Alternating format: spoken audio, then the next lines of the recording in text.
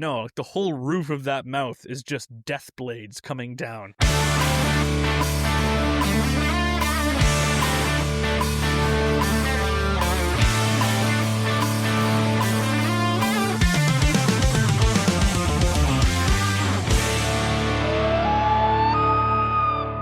Welcome, everyone, to an awesome episode of the Fishing Loons podcast, brought to you by me and Andrew, the average Ontario anglers.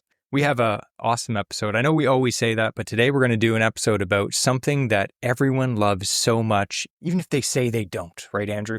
Mm-hmm. And lots of people are going to say, I don't like this. And you know what? We're going to get most reviews in this episode or listens on this episode. So what does that tell you? Statistics don't lie. Statistics don't lie, and some of our most popular episodes are all about this topic. And that topic is going to be a surprise until after the interesting fishing fact. Whet your appetite. But if you're reading the title of this episode, you already know what it is. So you're a smart cookie. I'll just tell you, we're going to talk all about pike fishing today. We're going to talk about some of our best tips for pike fishing, and as a little bit of a bonus, some of our favorite lures and some of the ways that we tweak them. So it's a topic that me and Andrew love talking about, pike fishing or fishing in general. So we're excited about this episode. But before we get into the main delicious meat of the episode, we have the appetizer, which is the interesting fishing fact. And to handle that, we have the man with the beard and the nice average Ontario angler's fishing loons hat. Andrew! Right. So I know for people who listen, they know we're getting to know Jesse and I a little bit. And Jesse is very much into his rods and reels, getting bougie things like that. And for me, I'm more a fan of like lures. I collect lures, I fish with lures, obviously, and I like experimenting with them. So one of the things that I'm really intrigued by is I like collecting old vintage lures. And there's a time in fishing where lure companies were basically experimenting with, chemistry sets and just seeing what worked. And that's kind of what we want to talk about today is they just want to see what worked. They didn't care what it was made of, what it did, to the environment or whatever. They weren't caring about long-term effects. They're thinking, will this get more fish in the boat for dinner? Yes or no? So at the time, these ideas, they sound crazy now, but at the time they were just innovation. And I want to preface this too. I want Jesse, I'm not going to tell you how many are fictional, but I want you to, at the end, tell me which ones you think I made up. Okay. Some of these are absolutely real. They are all insane. So one of the first ones to start is the old oil-filled glass lures. These were fully sealed glass bodies, either straight tubes or minnow-shaped vials, filled with some kind of oil. Sometimes it was completely clear, other times it was slightly tinted. A lot of cases they'd put in reflective flakes or just trap small air bubbles inside of that capsule. Now they wouldn't fill it all the way, and that empty space is what made it work. Visually, it looked like a piece of glass with something alive inside it. Light would refract and bend, almost like looking through like moving liquid glass. Once it was in the water, the oil didn't just like slosh around. It would roll and kind of fold over itself, the bubbles drifting and shifting little metal flakes inside what they had suspended in it. It created this kind of like lava lamp shimmer where everything was constantly changing in the bait. Now, the idea wasn't to be realistic. It was the instability, something constantly changing, something wounded, something off that the fish would key into. That one was I'm really intrigued by it personally. I could see that. You think of like the flash boost, right? It's like a little piece of like tinfoil like inside of the clear sides. This would be even more movement and motion and light refraction than that. So the next one, now, not a lot of people don't talk about this one because a lot of these have been destroyed, missing. They just don't exist. These are very, very rare. It's the early glow body style lures. Have you heard of these before, Jesse? No. So they used a radium-based luminous compound, usually mixed with zinc sulfide, so it actually produced visible light. Unlike modern glow baits, they didn't need charging It was constant. In some builds, that compound was coated along the inside of a glass tube, and if you'd look closely, you'd see this like thin, chalky layer lining the interior. On other versions, they used a metal body where the compound was painted inside and sealed up, so the glow would only come through seams or thinner panels on it. So during the day, they were pretty dull, off-white, maybe slightly green, but in the dark, they gave off this like steady, ghostly green glow. Not bright, not flashy, but like a constant, like smoldering ember kind of thing. Now, underwater didn't resemble a bait fish because in fresh water, they don't have bioluminescence. So it wasn't mimicking anything at the point. It just looked like a dim, glowing object just moving through the water. But that was the point. Something the fish could track in low visibility. Less flash, more of, I'm a target, you can follow me. Another one is the early bubbling style lures. They were a bit more mechanical in these bubbling style lures, or sometimes chemical, depending on the version. So some of them actually used a small internal chamber where you could place a tablet or some powder. You'd refill this bait every single time you had to use it, and the water would slowly seep in through tiny holes, and once it hit that compound, it would actually start producing gas, and it's just like maybe CO2 or something underwater. So in the water, that meant that this compound would be releasing a steady stream of fine bubbles trailing behind the lure. It looked like something actively fizzing, like a bait fish, disturbing the bottom constantly, but it's in the middle of the water column. So the whole idea was to create a bubble trail, something the fish could follow instead of just react to on a quick pass. I've heard of that before. Like, you guys have these little, like, capsules they stick into, like, a tube jig, and it, like, fizzes. Yeah. I don't know if it works. These are hard baits back in the day that used them as well. So there's other versions that didn't use the chemicals. They just relied on trapped air. So small grooves or cavities would hold air when you cast. And then when you jerk the lure through the water, it would kind of release air in bursts. But again, it would kind of leave a bubble trail behind it. There are even hybrid designs that combined the bubbling effect with scent. So there would be, again, small internal compartments would hold replaceable inserts, tablets, pastes, things like that. And as the water moved through the body of the bait, it would get that bubble trail and also a scent plume in behind it. Sometimes you could even see like a slight cloud forming behind the lure because it was so like odorous.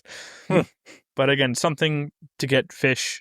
Essentially, the idea was to get fish to follow the bait instead of just having that one chance to react to it. So there are some other interesting, again, there's a few of these we're going to get into, but another interesting one was the internal material movement. So they were built with a sealed chamber that held liquid metal, mercury. This chamber was partially filled so the material could move freely inside, so it'd slosh around. There were no partitions in the bait, just open space. Most of the time you couldn't see the mercury, but when you could, it looked like a perfect mirrored liquid bead of molten metal. And when the lure moved, it didn't rattle, it didn't bounce, it flowed. That mercury would kind of stretch and collapse and move inside the bait. And if it was visible, you'd get these subtle flashes from this like nice sheen mercury inside. The goal of this was to have a smoother, more natural internal motion and less noise than a rattle, but maybe more presence in the water still. But some designs pushed that kind of internal movement of a bait. And again, that's weight that's going to be moving constantly. You're never going to have mercury just sit kind of at one end. So there were some other designs. They were clear body lures that contained fine metallic particles, almost like dust or tiny strands, along with a magnetic core. So as the lure moves, those particles would snap into shapes and then collapse and shift again. So you get these constantly changing patterns as essentially metal filings are attaching to this sliding magnet moving around. So it would kind of like build a body and release it and drop it and lift it all inside of the body. Again, it's not imitating anything, but it's just giving something off that it's alive, there's movement, it's unstable, that would be unpredictable and may trigger a strike. Another variation was the sealed core design, which used a reactive compound that produced a faint glow without needing any external charge. So you might think, oh, we already talked about that. That's that, was it radon? Those Chernobyl-esque baits. So with these, it's different. It used a phosphorus-based material sealed inside a small glass chamber with a bit of trapped air. As that material slowly reacts with the oxygen in the chamber, it would give off a dim, natural glow. So because that reaction wasn't perfectly uniform, this light could appear uneven, sometimes brighter in certain spots. It would kind of, be bright and dim and change. So the intensity of the light would be changing constantly. And in some thought it looked more organic underwater. Again, I don't know what's very organic about something illuminating underwater when nature doesn't do that in freshwater lakes. But that was their idea. All these ideas behind these baits were always to give it movement so that fishermen didn't have to do it, to make things look odd. Like all these things are stuff that we don't really see today too much, but that's some of the craziest ones I was able to find, along with some that I made up. So now we have to ask Jesse. Oh no. Which ones do you think are made up? So I don't know which ones are made up, but I'm going to tell you the ones that I think sound the dumbest, which probably means they're the ones that are made up, but maybe not. Now, the one with like the radium, like radioactive stuff, that I don't think that's made up because there's so many things in the olden days that they did. Like, remember those like chemistry sets they like sold to kids and they had like radioactive material in them? They had uranium inside? Yeah, like, didn't you think this was a bad idea? Or like you can buy all these like, you know, at your grandpa's house, they may have like these like plates that have like the radioactive paint on it. Like, what? So I don't think that one is fake. It sounds fake, but I don't think it is. So you say that, and you are correct. I'll say that. So that one is 100% real. Yeah. Honestly, I'd say the one that sounds like it's made up is the one with the magnet and the metal filings in it. Yep. That one is one of them. Although I think that would be cool. It would be cool, but I'm just thinking like every time I'm welding or grinding something and you have all the sparks and the metal filings and stuff. And then you have like a tool like a screwdriver that has a magnetic tip on it and all the the filings get stuck to the end and they stick out, and you're trying to move them around. They don't really move around in like a lifelike action. Like I feel like if that was inside of a lure, all the metal would just like clump together and I don't think it would like flow. So that's what I'm thinking. But I don't know, honestly, that's the only one that I think is fake, or maybe that second like one about the bioluminescent. You got it. Those are the two. Nice.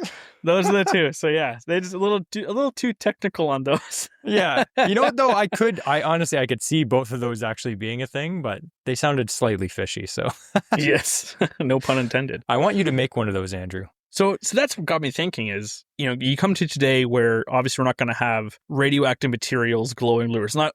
Don't get me wrong. I fully understand why we shouldn't, why we don't have that. But part of me is like, it would be really nice to have a perpetually glowing glow spoon for like casting salmon fishing, whatever. Yeah, and just never have to worry about it. Doesn't matter if it's cold, hot. Like the super cold water makes that glow disappear after 3 casts. It's like, imagine just never having to re-glow your spoon. And then when you catch a fish, you just throw the lure on top of the fish and it cooks it. Yeah. It's done. Well, it's half cooked from the head down by the time it's in. You pull the fish up for a picture and the head's completely cooked and it's starting to slowly cook down towards the tail. Every time you cast, the lure lands in the water with a mushroom cloud. I just picture though, Andrew's Googling how to build this. Yeah. And then the FBI is like, wait a second. So it got me thinking of like what could be done today. What could be a new feature, kind of in the same line of thought as these were, right? That could be done today that wouldn't have as terrible of an environmental impact. Because nowadays, instead of having glass vials filled with everything, we have like shatter resistant, crack resistant plastics, right? Like how many times it happens, but like how many times, honestly, does a jerkbait crack in half? The lip might bust off, but like the lure doesn't crack in half really anymore. It depends on the lure, but yeah. Not as often. Not a quality bait, yeah. Yes. So there were a couple things that I was kind of toying with. So picture this, a ferrofluid core lure. So similar to those metal filings, but instead they have these ferrofluids where the liquid itself is like, I don't know if you've ever seen an oil change being done where the person has never done an oil change and their engine's blowing itself apart and they put a magnet and like the oil's like reaching up, looks like a symbiote. Like Yeah. So you can get, that's a ferrofluid essentially at that point. So it attracts to magnets. You could have that and that would be able to shift and move along a magnet. I could see that as something that would be cool. Internal motion, you'd have the spikes and waves as the magnets maybe slide down the body or whatnot, and the fluid is reacting to it. I could see that being something cool. You better watch it, or else Megabass is going to steal that idea. That's fine. It's patent pending. I'm sure it is. But hey, I will let them have that as long as they give me a lifetime supply of those baits. When it comes to weird stuff, Andrew's your guy. He's a weird guy. Oh, man. You know what? We've had a pretty good run of episodes the last few months, man. Last week, we had the Average Joe's Fishing Show, which Mm-hmm. that was a really cool episode. I really enjoyed that. It's been a long time since we even did a normal backcountry trip. Me and Andrew got lazy. As soon as we got like bigger boats, we're like, It's been a long time since we've paddled on a fishing trip. I know. But you know what? You get to some of those lakes that are legit just chock full of fish, whether trout, bass, or even pike. But yeah, what a great episode. Anyway, this episode we're really excited about. Every year we have to do at least one episode on pike because, like I said, they're always our top episodes. People love catching pike. Even if they don't want to admit that they love it, they love it. You know what? Here's my theory on that. If you are pike fishing, you can love it. If you are bass fishing and you catch a pike, you will hate it because they will bite your lure off. If you are muskie fishing and you catch a pike, you will not like it because you got all excited for nothing. Now, to be fair, if I catch a good pike when I'm muskie fishing, I'm fine with that. But if I'm fishing for muskie and I'm catching hammer handles, yes, it is annoying because that's not the target species. Yeah. And I've lost, and Andrew has lost, I can't even remember how many jerk baits and chatter baits and weedless frogs and topwaters because we're fishing one of our favorite bass lakes that also has the odd pike in it, and they snip your lure right off with their sharp, pointy teeth. So I get the hate, but we're going to talk to people that like fishing for them and targeting them. So we have a bunch of tips, and we have about a dozen. We're going to go through these, and we're going to kind of throw in some of our own experiences, things that we've noticed over the years pike fishing. The cool thing with pike fishing in Ontario, you have from Lake Ontario all the way up north, a lot of opportunities to catch pike. And we're not always talking about the giant pike. Everyone wants to catch a giant pike, Andrew. Like everyone has, what's the number for pike you want to hit? 40 inches. 40 inches. That's the big pike size. Depending on the lake you fish, like for instance, the Kawartha Lakes area that we fish, there's 40s in there, 100%. There's bigger ones. They're not common. They're far and few between. Other lakes, catching a 40 is not as big of a deal. And if you go up north, you could probably catch multiple 40s in a week. Some lakes, the biggest pike you'll catch is what? 30 inches is a big one. And guys that fish for big pike might be like, oh, those are babies. But if you're used to catching 2-pound bass, a 30-inch pike is not a bad fish, you know? So if you're just looking to have some fun and catch a bunch of fish, pike are usually a very willing participant. And we're going to talk about this later. They're pretty tasty too when you catch them in the spring. So we have a bunch of tips. I have my whole computer table here is covered in pike lures. And I know Andrew has a bunch too. We're going to try not to hook ourselves as we talk about them. But we're going to go through some of these points. And this first one, it makes me cringe sometimes how many fish that I know I've lost. And the first tip for pike fishing is pike, like muskie, they follow your lure to the boat a lot. At the last minute, they will try to grab your lure just as you're pulling it out of the water. Or after you've pulled it out of the water. Yeah. I was just going to say, I remember the one day 20 years ago, me and Andrew were pike fishing in his grandpa's old 12-foot aluminum boat. We had a trolling motor on the back. I think it was Andrew. He was reeling in and he pulls his lure out of the water. This northern launched itself out of the water to grab his lure, missed, and hit the side of the boat. It was like, I was like, oh, they're literally the dumbest fish ever. Just kind of stunned itself for like a half second, Yeah, sitting just beside the floating boat after. We ate that fish. Just kidding. We didn't catch it. But yeah, they come up to the boat a lot. I know sometimes you'll be reeling in, say, your chatterbait, spinnerbait, whatever. And as you're reeling it in, maybe you're not causing a reaction bite. You're not like twitching your lure erratically. You're just straight retrieve. And this pike is just following it. You don't see it, and all of a sudden it just comes out from underneath the boat and just swipes at your lure. And generally at that point, they usually miss. So my advice, I know this isn't musky fishing. You don't have to figure eight for pike, but I feel like it wouldn't hurt to do a lazy L. Yeah. You know what I mean? You know what? I've thought of that because I've even had big pike. Like my biggest pike that I've seen have come up to the boat and I've seen them. Yeah. And I have not caught them.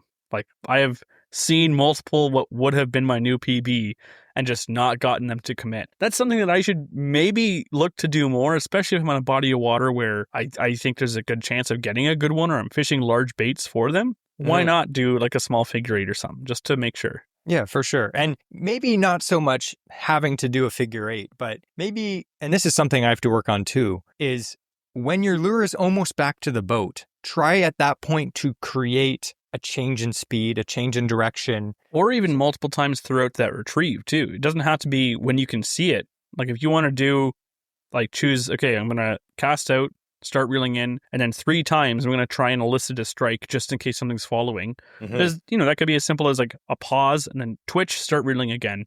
And you do that, 3 times on your way back to the boat on a 50, 60, 70 foot cast. You're still getting lots of straight retrieve there. And then you're giving an opportunity a couple times every single cast to maybe get that following pike to strike. Absolutely. And I've been starting to do that for muskie fishing, because I was fishing with a guy who is a legit muskie hammer, and he's like, you gotta at least once during your cast, jerk your rod up to the side, up, or just reel really fast and then stop and let your bait sink down. Just cause your bait to jolt forward. And oftentimes, that's when the fish will come up and just absolutely clobber the thing. So keep that in mind. Everyone always thinks, pike are easy to catch. They'll hit anything. That is true, but sometimes when they're picky, especially the big ones, sometimes you have to elicit a strike because they do follow a lot. And oftentimes, they miss. So keep trying. And that kind of goes into our next point, is pausing your bait. Now, oftentimes, speed is a killer for catching pike, because they can swim pretty fast. Like short bursts, they can go really fast. I forget we covered that in another podcast, how fast a pike can actually go, 0 to whatever. It's fast. Not for maintained speed, but for that initial strike where it'll actually go into an S and then shoot forward, ambush its prey. It is the fastest freshwater fish. It's like not for sustained periods of time, but if you want a reaction bite, if it wants it, you can't reel fast enough for it not to have a chance at it. Even with Andrew's 9.1 to 1 gear ratio, he can't reel in fast enough. 48 inches of line per turn. I do find that, though, pausing your bait is a big deal. And that's why, especially in early spring, and I know we have several episodes about ice out pike fishing when the water is legit freezing cold. You're in like the low 40s, even the high 30s, and the ice is just off. And sometimes you have to pause your jerk bait for 5, 10, 15, 20 seconds, because pike will swim up to it slowly because the water's cold, and then they'll just stare at it. And I know we've all seen footage on YouTube of a pike underwater looking at like a hot dog on a hook, or a minnow on a hook on a dead minnow just hanging there, and the pike just swims up to it and is just staring at it for 30 seconds, a minute, 5 minutes even sometimes. They don't always want to eat it for whatever reason. You're just like, come on, you're hungry, obviously eat the thing. And eventually sometimes they take it. But the same is with lures too. Pike aren't always uber aggressive. I think that's the thing everyone thinks, pike are always super aggressive. They're always just going to swim up and slam your bait. Sometimes they need that pause to come up and investigate. And then when you twitch your rod, you cause that reaction, like we said. So your bait is just hovering there if it's a suspending jerk bait. And all of a sudden it's just looking at it. And then when you twitch your rod, it darts away and the pike is like cat and mouse, grab, boom. And that's when they slam it. And we've seen this many times. Actually, one time, story comes to my head. Me and Andrew were fishing this bay, and it was actually in like late November, crystal clear water. Remember that day? And we were both fishing X-Wraps. And there's this huge dock and clear water. You could see down like 10 feet. And I was twitching it. And all of a sudden, I saw this pike just come out and it swam right up to the bait. And I thought he was going to slam it. And then it just stopped. And I'm like, okay. And I just let it hang there. And then I twitched it. And then it just like swiveled up its body and shot forward and then completely inhaled the bait. I was like, oh, that's amazing. So always have a nice pause throughout the thing. This goes to a lot of lures, or a lot of fish, but also with musky fishing too. They always say when you're fishing a glide bait, glide, glide, glide, then pause and let it slowly sink down, and then glide, glide, glide. And oftentimes I find with musky fishing, that's when they hit it on the pause. As soon as you pause it, they hit it, or when it's paused and then it starts up again, that's when they hit it. And the same thing with pike too. So. And part of the reason for that too is, we mentioned before, fish are constantly in the mindset of, like, it's not, what's the most tastiest thing for me today? Like, their goal is to survive. And so they're constantly deciding, is this worth the energy to eat or to chase or to go after? And so for a pike to just kind of slowly follow something, he may be deciding, is it worth it for me to try and strike? Is it going to just go away and leave at the last minute, and it's going to be wasted energy to try and eat that in an aggressive way? Maybe. But especially the pike, like, isn't actually hungry. Maybe food isn't scarce, right? But if you give a pike and say, okay, all of a sudden it's following something, and then all of a sudden, imagine that baitfish dies and rolls over and just sitting in front of his face.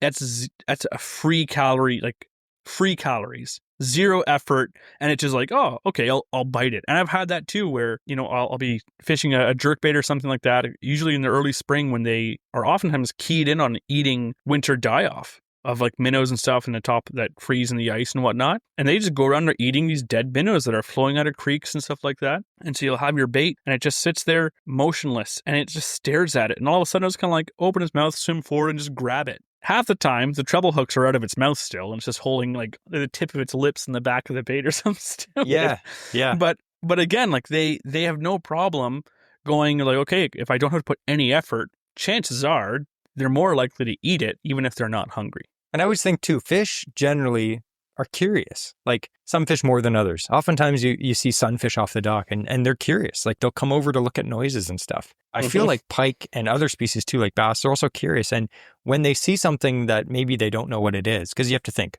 pike, fish in general, they're not intelligent creatures. They react to their circumstances. They're not deep thinkers. They're not like, oh, wait, I saw one of those. Like they don't know that. They're not deep thinkers. Philosophical pike. Yeah. So when they see something they don't know what it is, how do they investigate? They don't have hands. They can't pick up the lure and be like, oh, what's this? No, their mouth is their hands.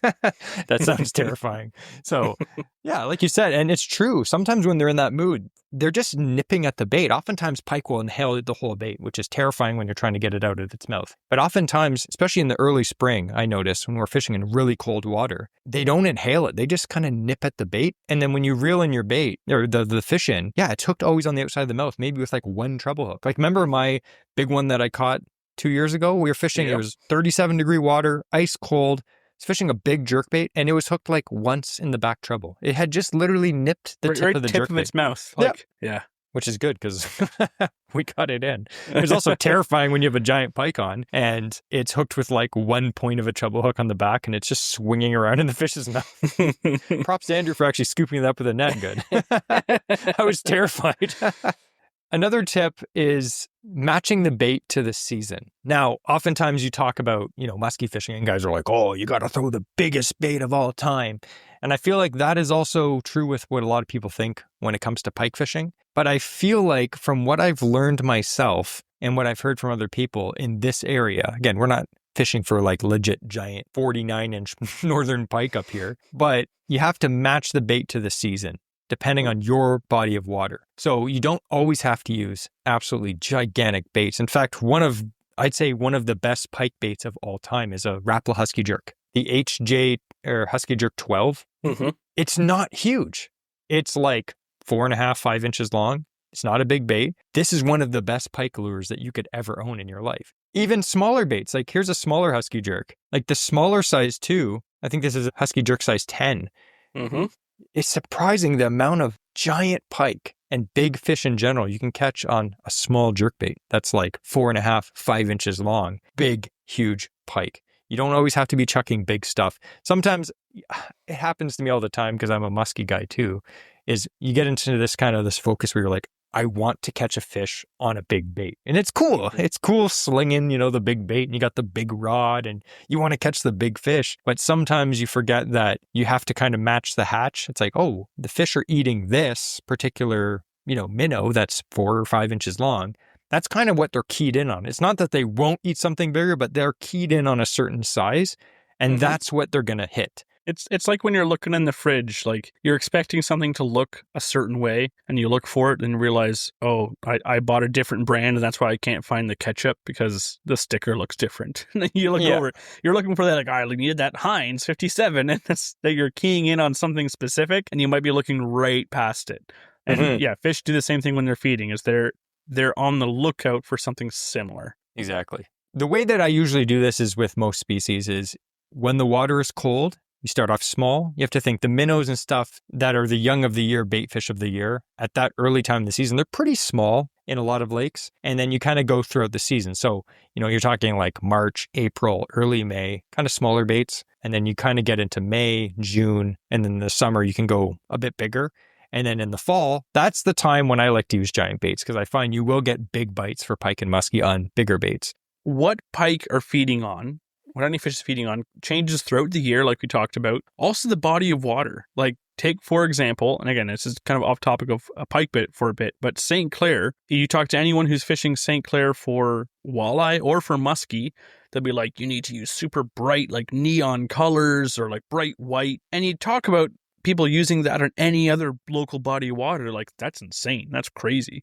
But that's what the fish in that lake like to feed on. And part of the reason for these light colored baits, especially for muskie working, is they're keyed in on big shad. That's what they're feeding on. So you can get away with fishing big baits in that body of water all year because they're feeding on big baits naturally all year long too. So it depends on your body of water. If you have a lot of smelt in a lake near you, and pike may be feeding on something that's maybe a bit bigger, maybe around that 6-inch mark. But if you have a lake where it's just small minnows and shiners, like emerald shiners and stuff, then you're probably going to find better success if you're using something more around that size, if that's what they're feeding on. So it changes with the body of water itself, not just the time of year. Absolutely. It is still fun to chuck big baits, though. I love it. And I will say one thing, when it comes to using bigger baits, when it comes to any species, bass, pike, muskie, using bigger baits, like we mentioned, it doesn't guarantee that you will catch bigger fish. You'll catch tiny pike on big lures. So it doesn't guarantee you're going to catch big fish, but I will say when you use bigger baits, it does put the odds in your favor to attracting a bigger than average size fish. Now, when it comes to lures, we kind of dabbled in talking about some of the lures, and I thought we would get back to our roots. And if you live in probably like Northern Ontario, or I find like down in Southern Ontario, people get like bougie with all these different kinds of baits. But when you go up north or you go out east or whatever, and people are like, seems like they're like 30 years behind, and they're using lures that just flat out catch fish because the fish are not as pressured. But even down here where it's pressured, two of the best pike baits that you can own if you're just getting started is a spinner and a spoon. And I know everyone that fishes probably has at least one or two of these, maybe a whole box full like Andrew. So why don't you talk about spoons? So Andrew's a spoon guy, and I'll talk a little bit about spinners and why they're so effective. So you go first. Spoons. So spoons are great because they are an excellent bait fish imitator. They're quite versatile. A lot of people think, they look at it and look, it's a piece of bent metal. How versatile can it be? Like there's not much that goes into them when you look at it. But for example, this is one of my favorites. This is a Williams wobbler. We talked about this with the average Joes as well. They use the small size. So this is about as small as I'd go for a pike. This is, I can't remember what size this is. Williams 50. But usually the 60, the 70, those are great size for pike. And this one is light enough where you may not be getting casting distance, but when you reel it through the water, it just kind of flutters side to side, and you'll get a big flash on one side, and then, depending if it's a painted one or whatever, you get a flash. Every time it turns to its side, you're getting a flash. And that looks like very similar to a bait fish actually swimming on a side profile. You'll see like the light reflecting off its side when it bends its tail. You're seeing that flash. Like spoons in general do a great job of that. And you can often get them with a lot of contrasting colors, like the 5 of diamonds, right? Another classic by Len Thompson. Yeah. So spoons, for that reason, when you get into the heavier ones, you have improved casting distance. You can fish them at various depths. So if you start reeling in right away, especially let's say a Williams is light, you can reel this in 2 feet of water and still just fish it normally, and it's not going to sink more than that if you start reeling right away. If you want to fish it maybe down to 6 feet, you just count it down for 5-6 seconds before you start reeling and just reel a little bit slower. If you're fishing a heavier spoon like a Clio or a Len Thompson or something, a Daredevil, you can as well count them down even deeper. The thicker gauge steel, they're going to sink deeper when they go. And you don't have to reel them fast. So you don't want them to spin. You want them to just kind of rock side to side is the ideal thing, because that's when they're actually imitating a bait fish. They're super effective. And when a pike bites it, there's not much of the pike to get hung up on. So when they actually hit a spoon, it just slides through their teeth. There's nothing for it to get hung up on the way out to get that hook engaged on the inside of their mouth then. With a spoon, you have really good hookup ratio, honestly, with them. Even using like treble hooks and whatnot. You can even use a single hook if you want, like we've done for salmon and whatnot. But if you don't have this in your regular repertoire for pike, why not? Yeah. These things have been working. I got outfished by a guy going for chain pickerel, which very similar to pike. They even look very similar. I got outfished by a guy just throwing this like 30-year-old Daredevil, and I'm trying to fish like jerk baits, and I'm trying my chatter baits and all this stuff. And he's like, "What are you doing?" And he's just like casting out, catching 5 to my 1 all day long. Like it bugged me because I didn't bring any of my basic baits with me. I think that's the thing, though. Sometimes as anglers, we overcomplicate things. If the pike are chewing and they don't need a reaction bite, they don't need the pause, they're just chewing, why wouldn't you throw a bait that is easy to fish and super effective and has a good hookup ratio, like a spinner or a spoon. Like, why wouldn't you? Yeah. I know, like, we get in our head sometimes where we want to catch fish on specific baits. Like swim bait guys, for instance, bass guys that like fishing these big swim baits. Maybe that's the only lure that they fish all year. But them catching one fish on a swim bait is like a big deal. They wouldn't care to throw a wacky rig and catch 10 times more fish. They want to catch that one big fish on a big swim bait because that in itself is an accomplishment. But when it comes to pike, yeah, spoons are legit. Actually, I have 2 spoons here. I know Andrew is a huge Williams Wobbler guy, and so am I. I really like them too. I have a whole box of different spoons. That's got to be another episode where we just go through like a box of like every lure and talk about it. But I thought this was pretty funny. I'm a huge Len Thompson guy. These are made in Canada. So is the Williams. But this is the Len Thompson number 2. This is actually the average Ontario angler's signature series spoon in fire tiger color. This was a limited run. They're not available. Sorry guys. The guys and girls at Len Thompson sent us a few spoons with our custom Instagram logo printed on the lure. And I haven't used this one yet. It's pristine. Not a tooth mark on it because I'm afraid to use it because I only got a few of them. But I'm actually going to use it this year. It's my favorite color. It's fire tiger on the front and then it's brass on the back. I'm going to use it. Number 2, it's perfect size for pike. And it, maybe they'll see the logo and just be like, all right, I know these guys are going to release us, but just happening that day, we're going to have a fish fry. And I'll be like, sorry. That's one lure that I like. And another one, if you fish around weeds, this is another classic, is the Johnson Silver Minnow. Now, I know this is like a popular bass lure, but it is spoon with a welded single hook and a weed guard. It has a metal weed guard on the top. You can even hook a plastic grub on the back to give it a little bit of extra action. And you can chuck this not in like thick weeds. You can fish it on the surface if you want. But if you're fishing, because pike are ambush predators, if you're fishing along, a weed line or around lily pads or around, a stump or trees or anything like that, and you're afraid of losing your favorite lure, like I am, grab one of these Johnson Silver Minnows. They come in, the classic silver and bronze or copper or whatever, but they also have like fire tiger and red and white and all those cool colors now. And you can chuck those out and just reel them in through the gnarliest of stuff, and it'll come out unless a pike grabs it, which oftentimes they do. Yeah.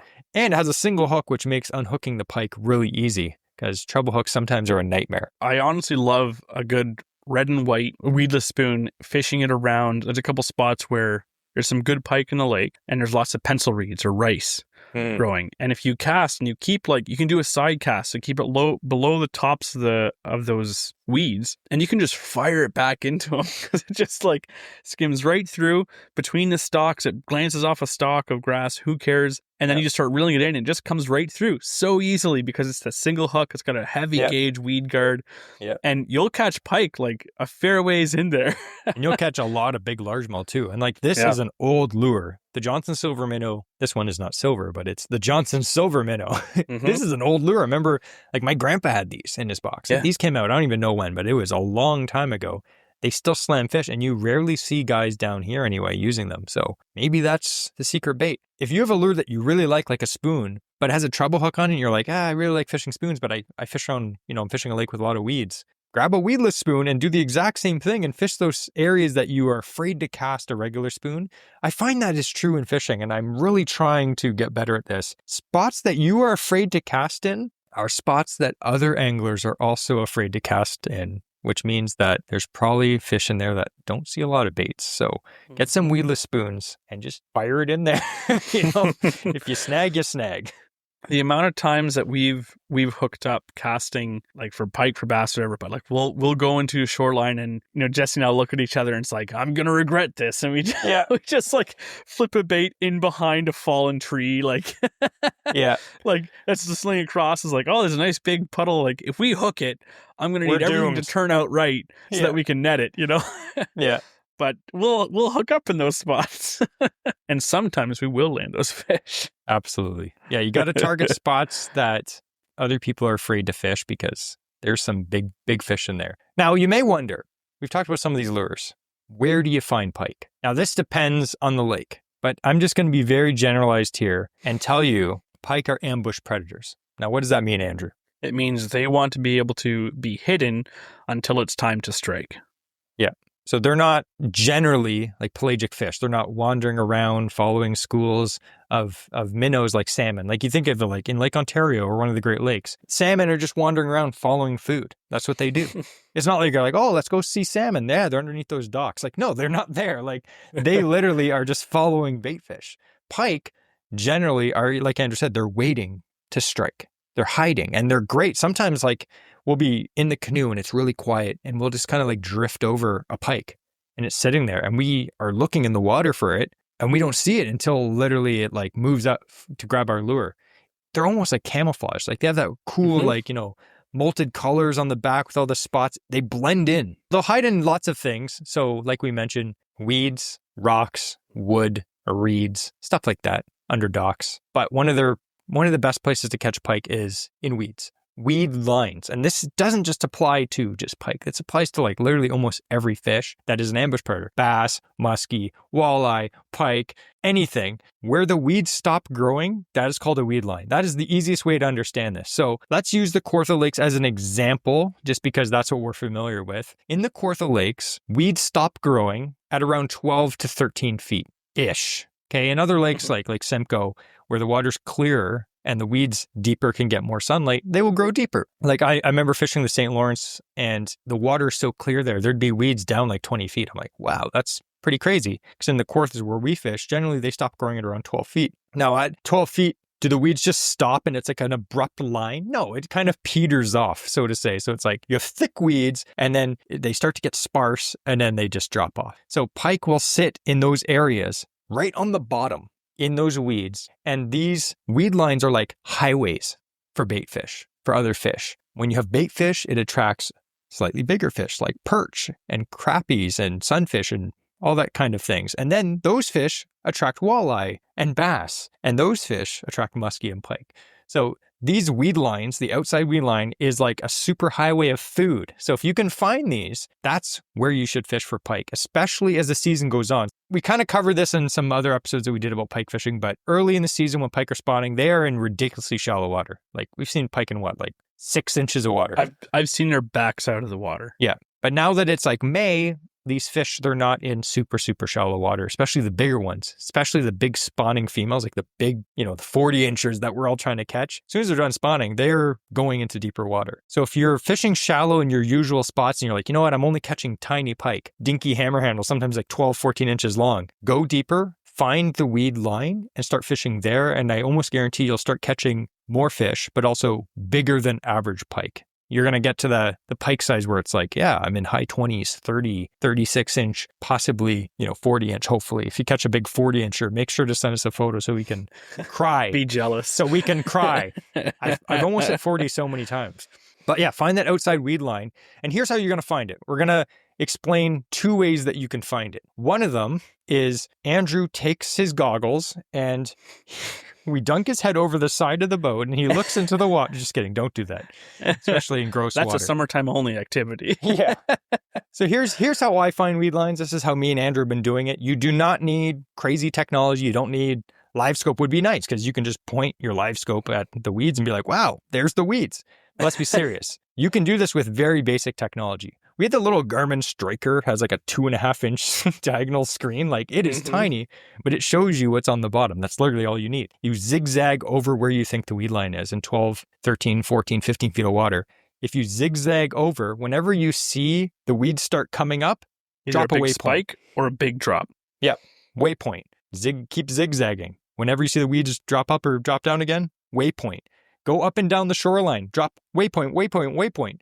And then after you're done, you look at the mapping, you'll just have a line. Now, it's not going to be like the most precise line of all time, but you will have a bunch of dots, and that is your weed line-ish. Cast that area.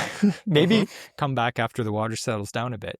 But then next time you come back to that lake, it depends on the same time of year. Maybe later in the year, the weeds will start dying off, but you will still have that weed line. The weed lines will generally be in the same area, not always, but just spending a few minutes, maybe 10, 15 minutes, and finding a bunch of weed lines and marking them on your unit, it's gold.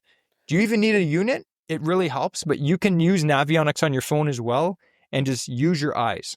Another thing you can do is snag weeds with your bait. I've done that before.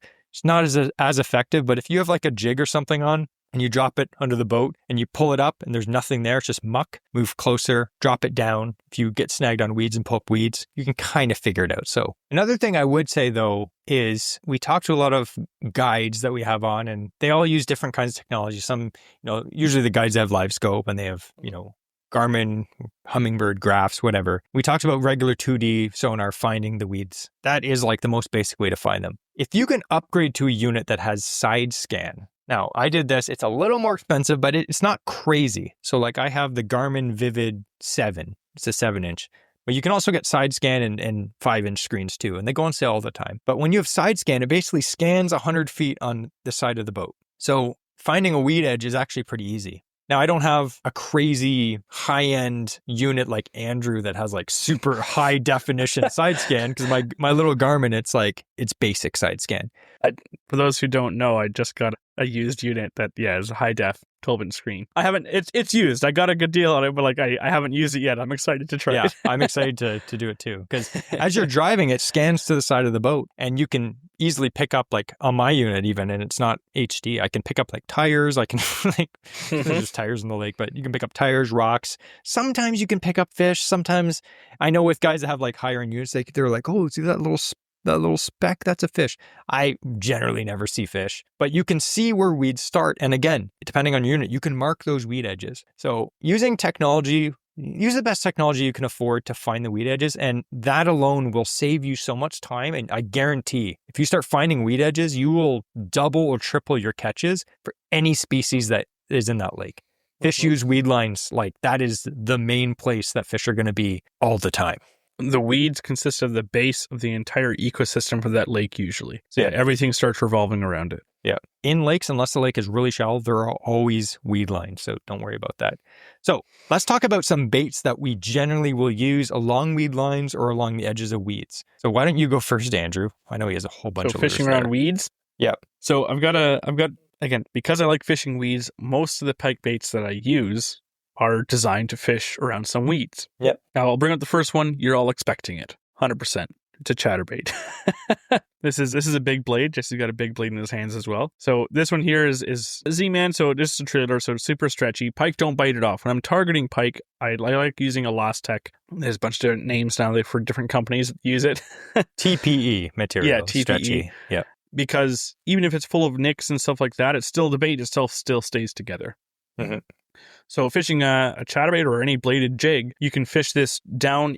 Ideally, you want this to be going through the actual weeds and hitting into the weeds, and you pull it in and it kind of like stops vibrating in your rod and it gets starting bogged down in a weed. So you just rip it out and it pops out. And that's the times you're going to get strikes is, oh, I'm a stupid little bait fish that's screaming constantly that, and running into the wall. And the pike's like, well, it's time to die. Like that's the perfect thing to start using and start mimicking is just have this go through, bump it into the structure, bump it into the cover. Again, you might want to be cautious around, like, especially your lining around wood and whatnot. But for weeds themselves, this you can rip right out of most weeds. So again, I wouldn't recommend bulrushes. Those are really woody and tough. But if it's subsurface weeds, usually you can get them out. Yeah. And you can't talk about chatterbaits without talking about probably one of the most popular pike lures of all time, which is a big spinnerbait. Big spinnerbait has been catching pike forever, and every other species too. This is a black fly lure's big bastard, it's like his slightly larger. It's still bass size. It's a slightly bigger bass size, but it's not a legit big musky size spinnerbait. I think these are about 3/4 ounce. It's got a big willow leaf on it. I always put, with pike, I'm a sucker for a twister tail. I always have a twister tail on my spinnerbaits. I feel like it helps. I don't know. Everyone's like, pike will hit anything, but I just find maybe it's a confidence thing for me. I like a big white Mr. Twister or something like that, like a 5 or 6 inch grub on the back. Again, a big spinnerbait. I like white for pike. I don't know what it is. White, chartreuse, a little bit of orange, sometimes black, but white is like the number one color that I like. Actually, I want to show you this spinnerbait trailer, Andrew, because I just got this. I was at Canadian Tire the other day. And when you have to buy something for the house, I had to buy some light bulbs. I was like, okay. My wife's like, go buy some light bulbs. So I'm like, oh, I could go somewhere else, or I could go to Canadian Tire because they have a fishing section. I don't buy a lot of fishing gear at Canadian Tire generally, unless I'm like going up on a trip or something and I stop at one of the awesome ones. Like in Yes. Bancroft or in Belleville, Yes. they're really good. The ones in Durham region, they're not the best. They're not the best. But anyway, this spinnerbait is actually one of my favorite spinnerbaits. And this is a Berkeley spinnerbait. This is a 3/4 ounce. It's got a huge willow leaf. It doesn't come like this. I put this on myself. But it has a really long shank of a hook, and then I have a trailer hook on the back.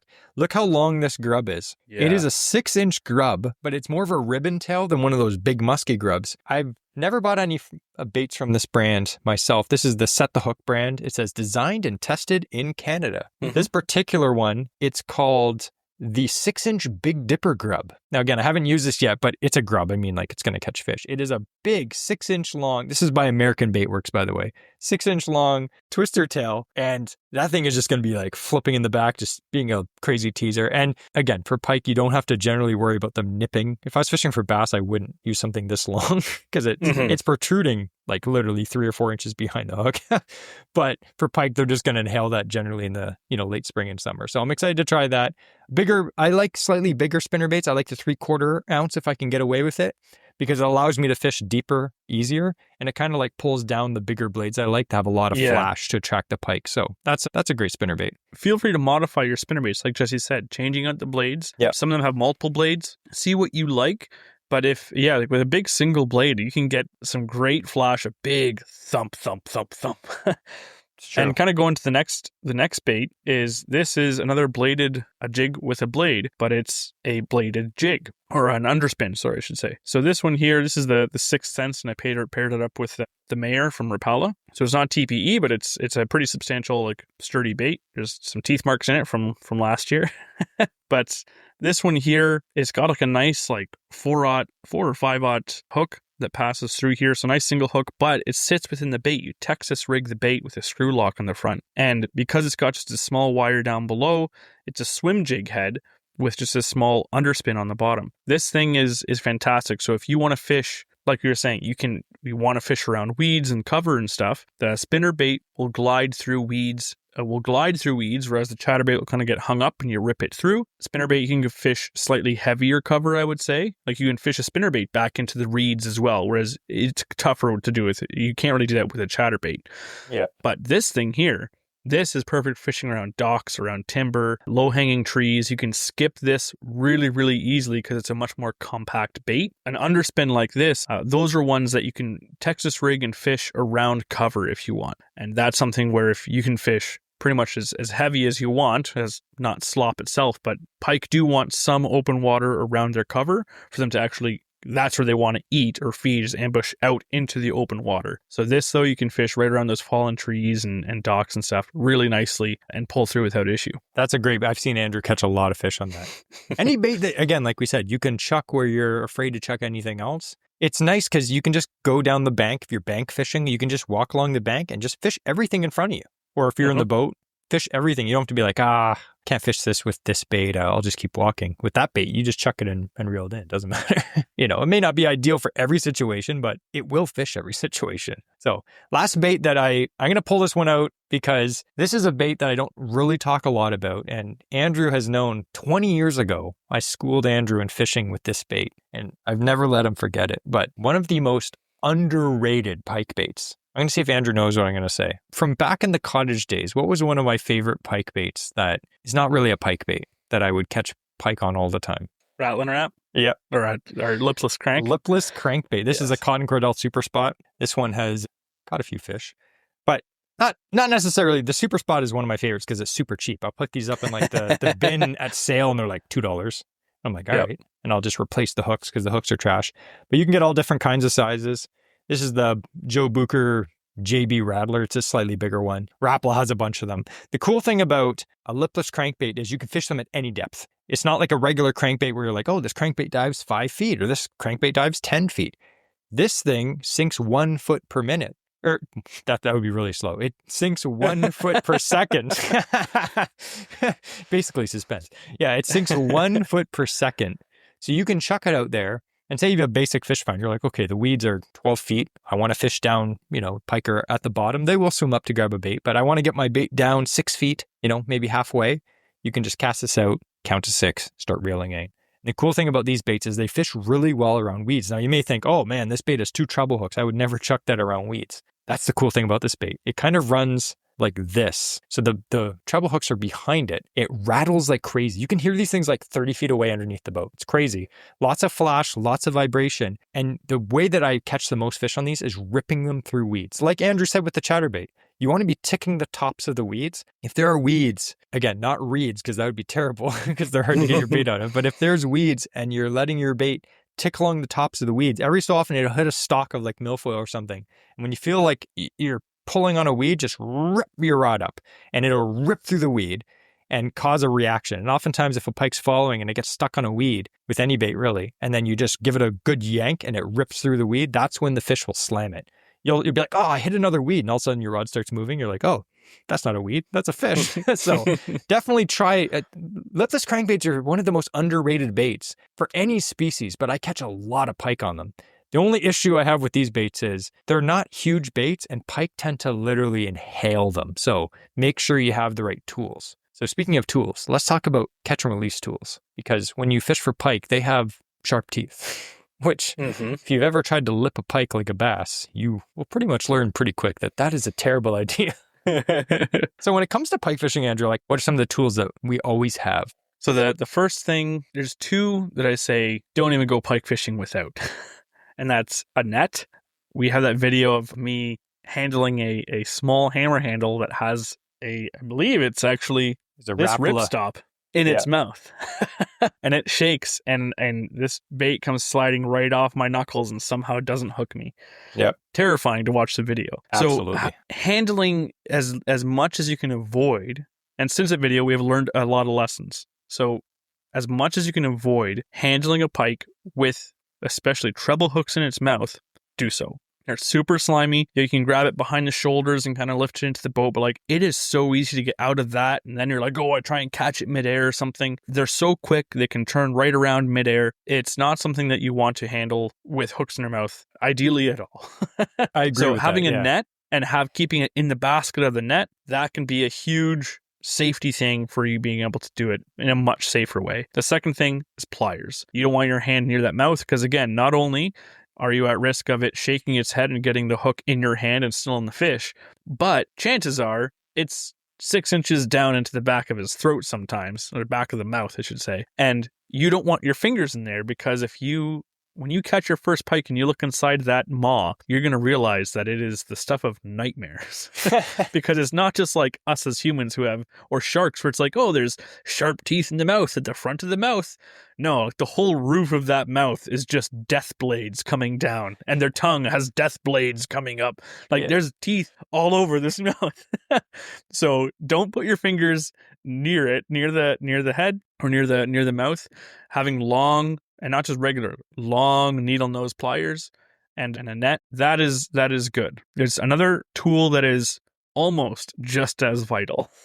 Yeah. And I would say just before I go into the next thing is you said try to avoid using treble hooks as much as possible. And that is why we are huge fans of chatterbaits and spinnerbaits and single hooked lures like swim baits with one hook in it. Or the weedless spoon. Or yeah, like if you pike fish for any amount of time, you will get to the point when you eventually hook a fish that the hooks are just in the weirdest place. You're like, how did that like one of them is like jammed in the corner of its mouth and one of them is like on the outside of its head and one of them is in the inside. And it's like, you're at the point where you're like, I have no idea how to get this out. And if you are keeping the fish, that's fine. You know, dispatch the fish and then rip the bait out. But if you're doing catch and release fishing, that is not a good situation right there. You're probably going to not treat that fish properly. So try to use single hook baits when possible. Oh, anyway, so Andrew mentioned the pliers and a net, 100%. Don't handle fish, especially with treble hooks that are flopping around. I've seen it. I watched Andrew when that fish jumped and he almost tried to catch it and had literally 3 treble hooks and it skimmed his hand. I literally felt like someone punched me in the gut when I was watching. I was like, and I don't know how you didn't get hooked. I don't know either. I'm very fortunate. And then the pike was like flipping around in the bottom of the canoe and somehow Andrew didn't get hooked in the leg either. It hooked into the pant leg, just like barely. I was like, okay, fortunate. Anyway, fortunate. So one other tool, it's kind of a tool that people are like, oh, you should never use those, but jaw spreaders, 100%. You need jaw spreaders. Use proper jaw spreaders. There's some that are pointy and they literally, they jam into the fish's mouth to keep the fish's mouth open. but they do they do poke holes into the fish. You can get ones that are more like T-shaped at the top. The CUDA ones I is the have, one they we work recommend. well. They're amazing. Basically, if you can have your jaw spreaders keeping the fish's mouth open, especially when you're fishing by yourself, and then you have your long pliers to unhook the fish, things will go a lot quicker and smoother. Another tip that I highly recommend that you do, because jaw spreaders, especially the ones that don't jam into the fish's mouth, which you shouldn't really use, they tend to fly out of the fish's mouth and into the lake. Get yourself a bungee from Dollarama or the dollar store with carabiners on it. Attach one end to your net down by the net when you're using the jaw spreaders. When you scoop the fish up, click the jaw spreader onto the net or onto your belt or something, and then put the jaw spreaders in the fish's mouth. And when it does the head shake that it always does and the jaw spreaders fly out. When you're working on that last treble, whoosh, and all of a sudden there's 2 more trebles in the face and your jaw spreaders are gone. Yep. At least you will still, especially if you buy the nice CUDA ones, they're a little more expensive. I think they're like $25-30.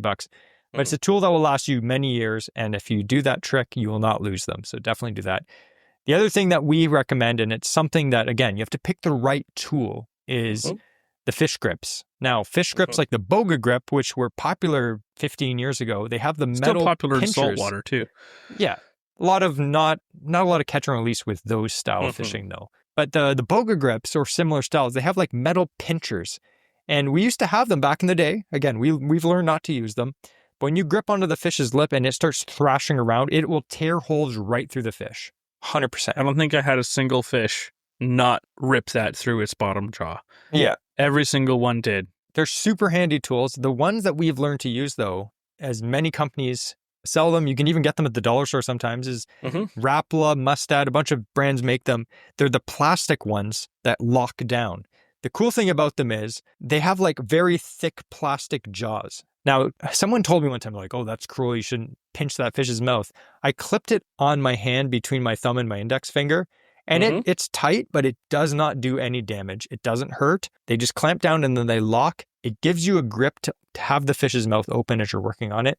And you shouldn't ever hold a fish, especially a big pike, up vertically with the jaw spreaders. You can actually like damage their jaw.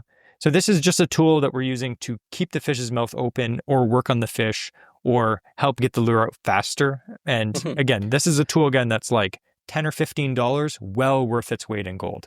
And we'll combine that with the use of the net. So like we said, having a good net, and we talked about this with musky fishing especially and stuff, keeping the fish in the basket of the net, in the actual netting, if it's sitting across the gunnels of the canoe or across your lap or on the edge of the boat, and the fish is still in the water. So it's not leaving the net. Then we grab the lip grippers. We can go and try and get the bottom lip. If it doesn't want to open its mouth to get lip grippers, we take the jaw spreaders and you can kind of poke it in the tip and open it, lip grip it.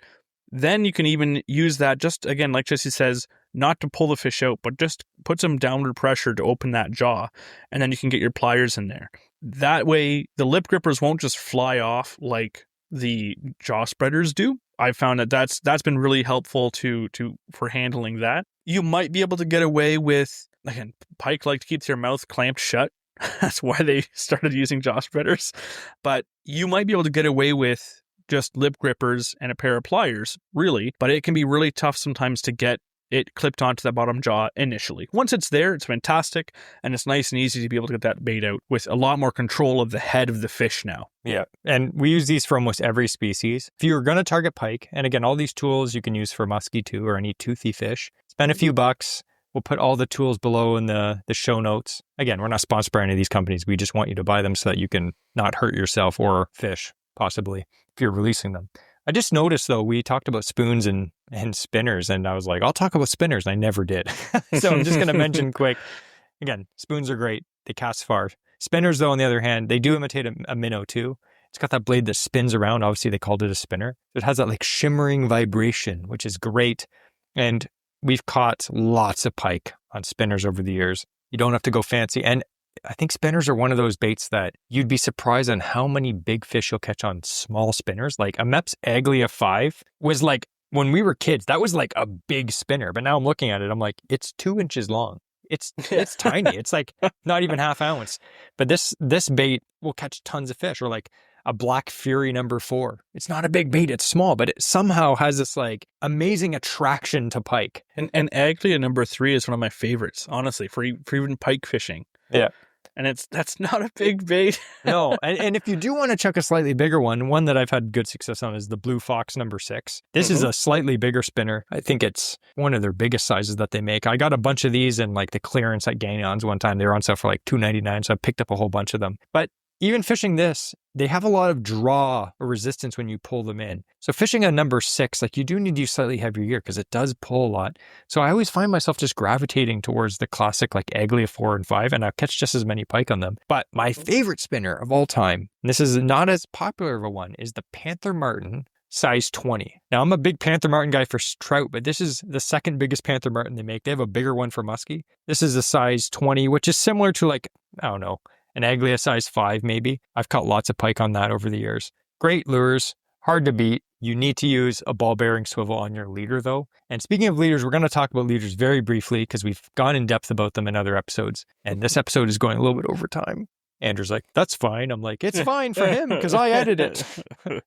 But when it comes to leaders, that's a non-negotiable. You need to use leaders when you're pike fishing. They will bite through 65, 80-pound braid like it's butter. Like it just, their teeth are very sharp. You'd be surprised. You might be like, well, I'll use 50 or 60-pound braid and they won't be able to bite through. A 12-inch pike can bite through that easily.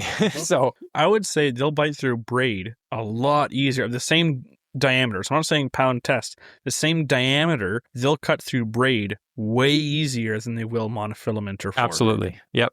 So when it comes to leaders, there's a few options. Andrew has been making us fluorocarbon leaders because he has all the crimps and everything. And your just in case leaders, which is like, it's a leader we use when we're bass fishing. And it's like, just in case a pike hits it.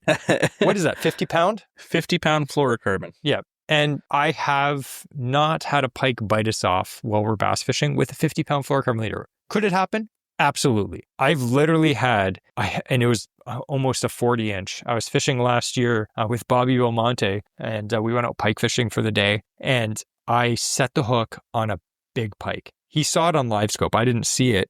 And I was just reeling in and I felt a fish just clobber my lure. I set the hook probably too hard. And I must have caught this fish right on a tooth. Sliced my 80-pound fluorocarbon like nothing. It was just like, twing, and I reeled it in. And then he saw the fish swim off. And he's like, oh, that was a giant. I was like, oh. And I looked and the fluorocarbon was completely cut. Like it was cut like with scissors. So it can happen with fluorocarbon. I think the general consensus is it can happen.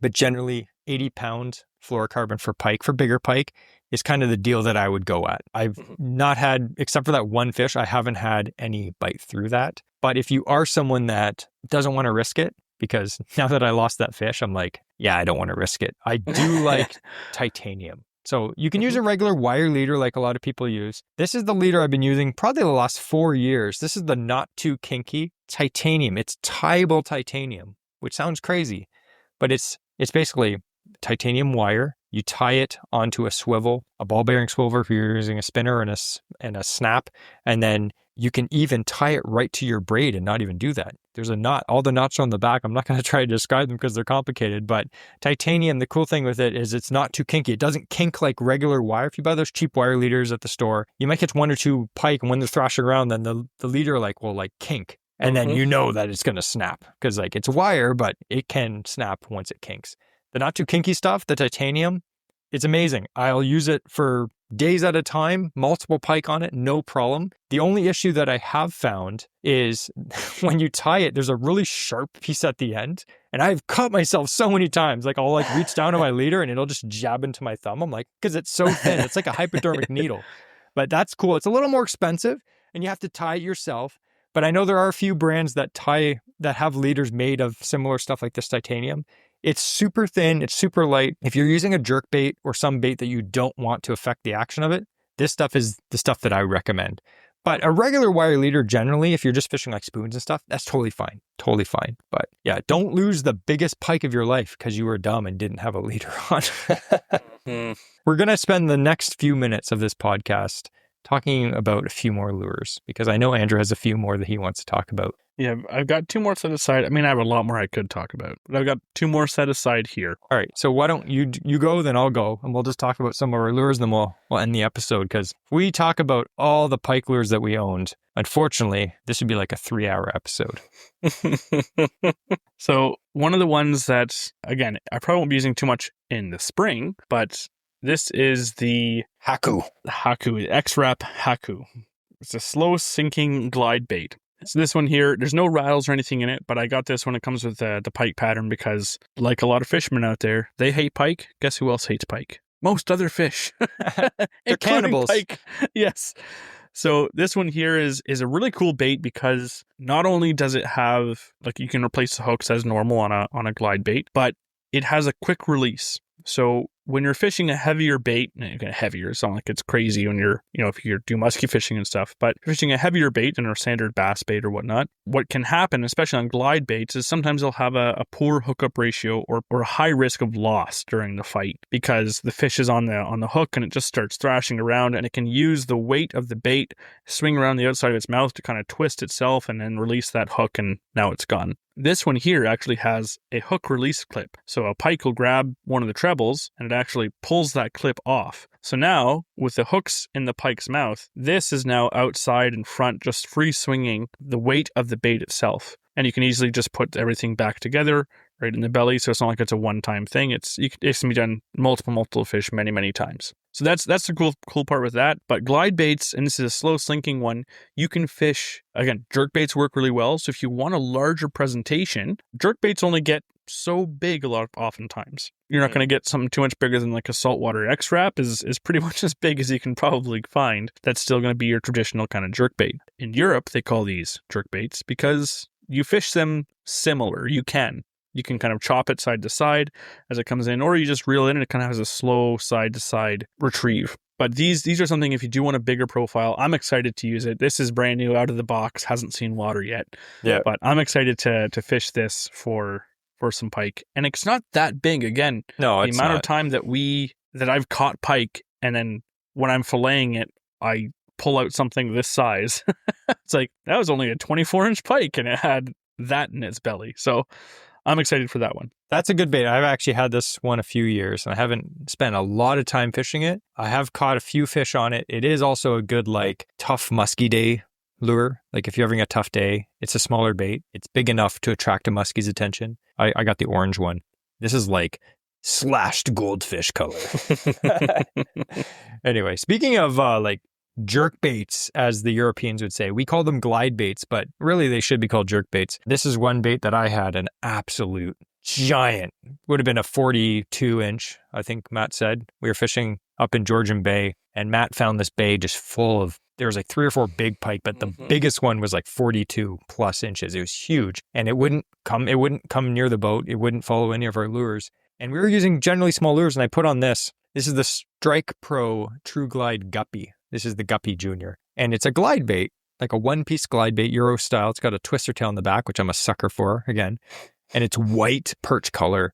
And it's not big. It's like 4 inches, but it's tall. But this pike followed this bait in 3 times. It was fascinated by it. Every time I twitched it from side to side, the pike was like moving with it, but I couldn't get it to react. Matt was trying all these baits. Like, the fish was just it wasn't want to hit anything. He's in fly fishing for it, which again, he's all set up for. And normally if it goes for anything, it'll go for a fly because it's such a natural presentation. Wouldn't even touch that. It wouldn't had touch more that. interest in the glide. Yeah. So that's a cool bait. And again, I haven't caught anything on it yet. I just had that giant fault like 3 times. But one of my favorite glides for pike, and I caught a really nice one last year on it, is these are actually reasonably priced. It's the Rapala Twitch and Wrap. These are actually like balsa wood baits. It doesn't have any rattles or anything, but it's not a huge bait. It's like under 5 inches. I think these are like $22. I got a feathered treble in the back. I caught a really nice pike last year on this. Again, you just chuck them out, you let them sink, they're slow sink, and then you just twitch your rod, twitch it on slack line, and the bait will twitch side to side, kind of like walking the dog, but underwater. And like we said, every so often you twitch, and then just pause, and then the bait will sink, and then twitch, and then the fish will come up and absolutely lobber it. One more jerk bait, or like glide bait as we North Americans call them, that I'm excited to try is the brand Weston. It's Scandinavian, I'm pretty sure. This is the Weston Swim. Over there, like, these are like super popular. I was at Odyssey this year, Muskie Odyssey, and the Rugged Tackle guys were there. There's a company called Rugged Tackle. They're from Ottawa, I think. It's a lot of like Euro-style pike stuff, which works great for muskie and other species. But this is a Weston Swim 34 gram. It's basically a little bit smaller, but this is like a super crazy neon fire tiger color. This is a bit of a smaller bait. This is like the size that I'd use for fishing a lot of the lakes that we catch like hammer handles out. And again, I guarantee you'd catch tiny pike on this, but at the same time, you could also catch a giant one too. So I'm excited for that. So many baits, man. All you need is a spoon. Yeah, it's true. But we like trying new baits. What else you got? One more. So the next one is, Jesse's going to recognize this. I've used these even for muskie. I've upgraded some of the hooks and used them for muskie. This is the Z-Man Hellraiser. And so this is the largest size to get. I think it's the 5-inch. And they have a 4.5, I think, or maybe it's 6 and 4.5. Anyways, the smaller size is fantastic for like smallmouth and stuff like that. But this one here, the line tie is about a third of the way down the bait already. And that just kind of sits out of the water. But this is a really heavy topwater. And because of how it retrieves, it's basically like fishing a chatterbait, but in reverse. It's got a heavy weight and a blade on the back end. And so they call it a walk the dog style bait where it automatically walks the dog for you. But as you reel it in, it just kind of really sloshes side to side aggressively in the water. And you can reel these in like not crazy fast. Like you don't have to reel it in crazy fast, but you can if you want to. So it gets those warmer temperatures. And if they're keyed in on maybe surface baits and stuff like that, something like this can be fantastic. And I know that if you want to have fun, there's nothing more fun than seeing a bunch of pike rocket themselves out of the water at topwaters. And miss it repeatedly. And miss it, which is fun. And I've done that with Zara spooks and stuff like that and different walking baits. But this one here, I would say I found the best success with on hookup ratio. And I think it's because most of the bait or half of the bait at all times, even fishing on the surface of the water, is almost down as if on a 45-degree angle or more in the water and in a almost vertical position. So the water line's all the way up here on the bait.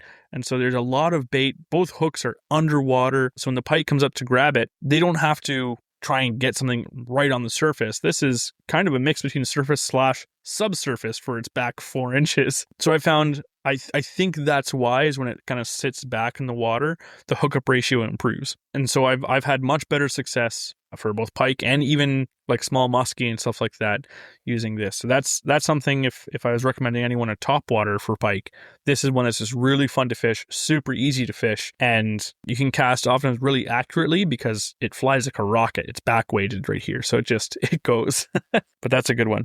Nice. I have a few more quick ones just to talk about because we didn't really get into using anything giant. But I think if you are looking to use a big bait for northern pike and you're looking to try to catch your PB, you cannot go wrong with using a big swim bait. Now, we can't talk about big swim baits without talking about water wolf lures. The name alone, water wolf. I mean, water wolf means pike, right? I find that funny. He's like, water wolf lures. I sell musky baits. But this is one of my favorites. This is the old school hollow body one. And as you can tell, I know I've talked about this one before, it has been chewed up a lot. Lots of pike, lots of small pike too. I've absolutely chachas, some big pike too.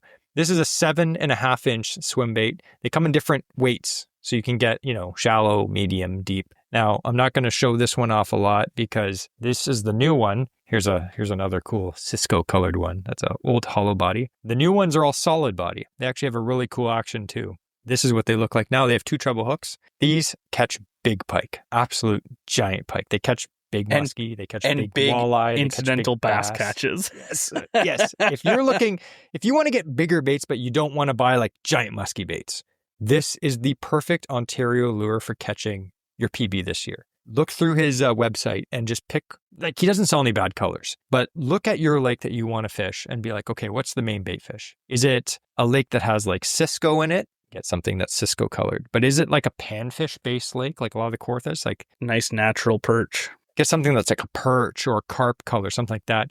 And then just literally tie it on and just go to town and just fish that bait all day. You can't go wrong. It absolutely slams fish. It's a great musky lure too. But yeah, Shadzilla Jr., the Shadzilla is a great pike bait too. It is a bit bigger. So start off with this one. These catch a lot of pike. I've seen legit some giants get caught on these. I've caught some pretty good pike on these. But the giants that I've seen other people catch on them, I'm just like, I got to fish these more. I get excited and I like trying different baits, but day in and day out every year. Swim baits catch a lot of fish. Another one I want to try just because it looks super weird is I bought a bunch of Euro stuff from Azoko last year, and this is the pig shad. So this is like one that has its own harness, right? It has, instead of the hooks being like a jig head being molded into the bait, you basically screw in a harness and then the hooks poke into the body. But look at the head on this. It's so weird looking. But these in Europe are like very popular. This is a perch color. Can't go wrong with a perch color.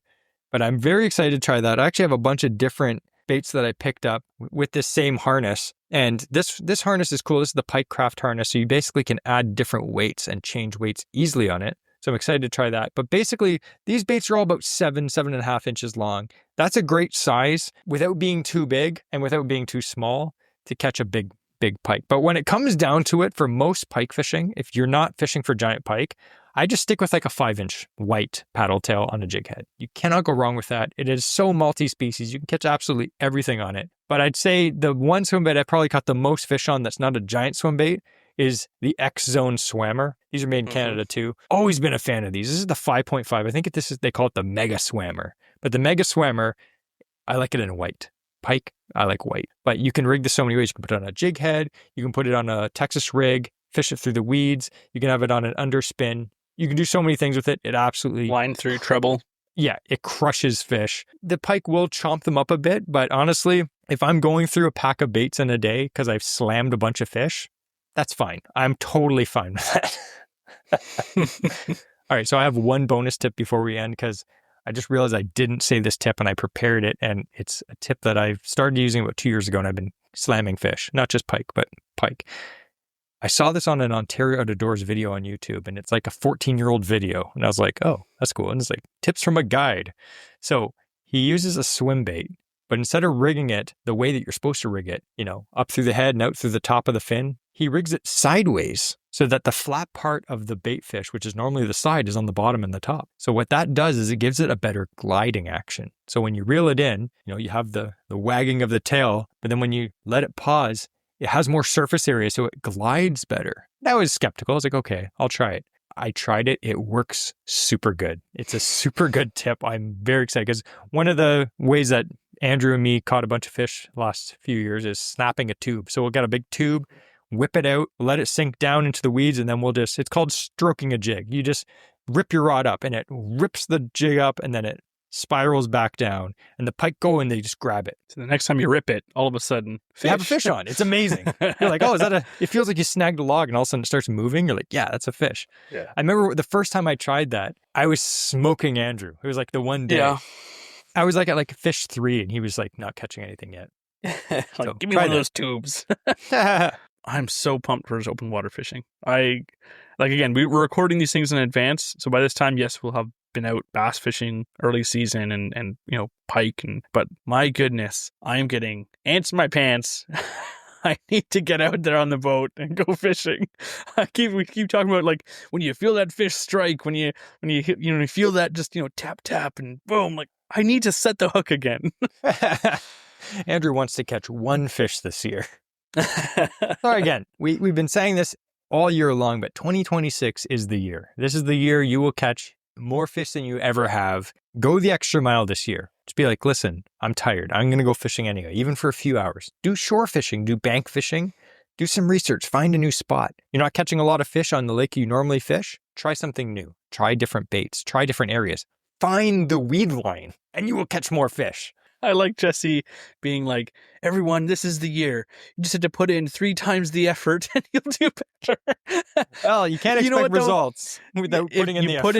You put in the effort though, and you will be rewarded. You will be rewarded because it's awesome when you actually put the effort and it pays off. The feeling you get for, a job well done from that is so much better too.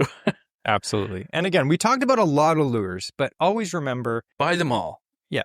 We buy a lot of lures. Lures are tools. Use the right tool for the job. Don't overcomplicate it. If you can only afford 3 or 4 lures, even from the dollar store, just go buy some spinners, buy some spoons, buy a few swim baits. That's all you need. Don't overcomplicate it. Pike are not super smart. Getting a lure in front of them is the main thing, and finding them on the weed line or around cover, that's the main thing. So I'm sure if you are looking to catch some pike, at least one of the tips that we talked about today is going to help you catch the biggest pike ever. But anyway, this episode has gone real long. So we're going to end this episode with something that we do every episode. And that's not complain that we haven't gone fishing in a long time, but we have the quote of the week. And to handle that, we have the man with the plaid shirt, Andrew. Well, pike are dumb, and I'm dumb. So if I think the lure looks good, chances are the pike will eat it.